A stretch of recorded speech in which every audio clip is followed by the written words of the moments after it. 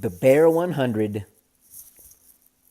my fourth attempt at 100 miles, and I'm not sure why I'm wearing headphones. The Bear 100, September of 2016. I had been in Silverton since July 1st of 2016. Had plenty of miles behind me, plenty of vertical feet behind me, but I had a pesky neuroma on my left foot that flares up occasionally, has since my very first ultra. One of the injuries I got during my first ultra, and then running in the days after that ultra, which led to further inflammation and issues. And the neuroma comes back periodically, and when it hits, if you've ever had one, it's like having a sharp stone on the ball of your foot. It's extremely painful, and I tried for several weeks to heal it, to no avail. The days leading up to the race, I didn't run. I hiked every day, trying to give it a little bit of rest, to no avail.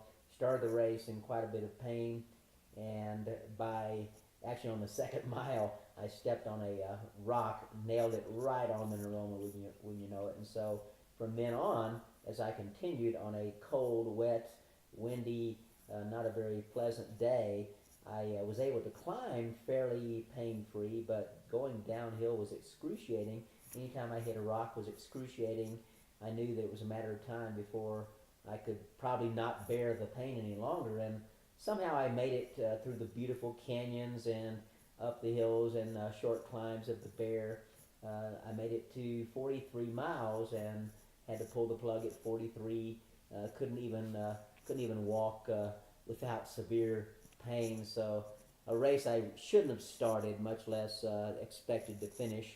But that was 100 mile attempt number 4, which had come to a tragic halt at mile 43. The Bear that particular year had been altered greatly, so I haven't seen much of the Bear course. I'm excited to go back to the Bear in September of 2018 and redeem myself hopefully and get hopefully my first 100-mile finish, which will also be a 2-year qualifier for Hard Rock. The reason the Bear was altered that year, they had severe forest fires leading up to the race, and then in the 7 days prior to the race, they had a huge amount of snow, which they felt made the higher climbs unsafe.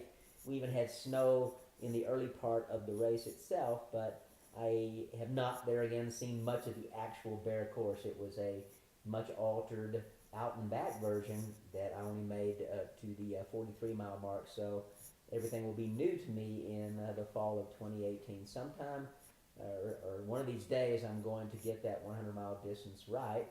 We'll see how that goes. Another thing I learned from that race, though, I was able to put down both gels and solid food with no issues at all, no stomach problems. Drank plenty of water during the run. Didn't do any sugared beverages or electrolyte beverages. I stuck with water, which tends to work best for me.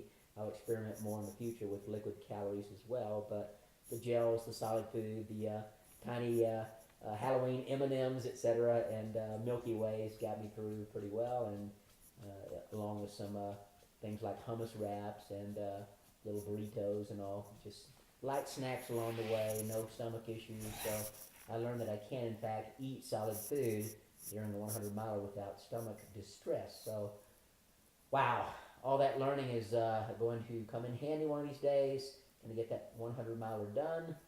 And here's to a better Bear in 2018. Maybe I should wear a bear hat instead of a mountain goat or a mountain ram.